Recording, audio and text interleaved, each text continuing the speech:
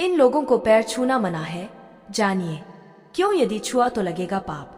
भारतीय धर्म, संस्कृति और परंपरा में संतों के और बड़ों बुजुर्गों के पैर छूने की परंपरा है, परंतु क्या आप जानते हैं कि कुछ लोगों से पैर छुआना वर्जित है, या यह कहें कि कुछ लोगों को पैर नहीं छूना चाहिए।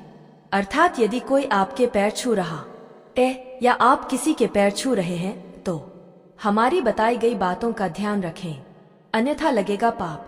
कुमारी कन्याओं को किसी के पैर नहीं छूना चाहिए, या यदि कोई कुमारी कन्या आपके पैर छूने का प्रयास करें तो उसे रोक दें, अन्यथा आपको पाप लगेगा। छोटी बच्चियों और कन्याओं के तो पैर छूकर उनका आशीर्वाद लेना चाहिए। बेटियां किसी भी पिता को अपनी बेटियों से पैर नहीं छुआना चाहिए। बेटियों को भी चाहिए कि वह पिता के पैर नहीं छुए, अन्यथा पिता को पाप लगता है।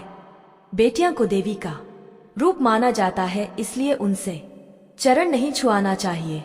बहुएं, कुछ समाज में बहुएं अपनी सास के पैर छू सकती है, परंतु ससुर के नहीं, क्योंकि बहुएं घर की लक्ष्मी होती हैं। मंदिर में, यदि आप मंदिर में हैं और आपको वहां पर कोई बड़ा बुजुर्ग या सम्मानीय व्यक्ति मिल जाता है तो आप उसके पैर न छुएं, क्योंकि मंदिर में भगवान से बड़ा कोई नहीं होता। भगवान के सामने किसी के पैर छुआ मंदिर और भगवान का अपमान माना जाता है। पूजा कर रहे व्यक्ति के पैर छूना, यदि कोई व्यक्ति मंदिर या घर में पूजा कर रहा है उस दौरान उसके पैर छूना उचित नहीं है। ऐसे में दोनों को ही पाप लगता है।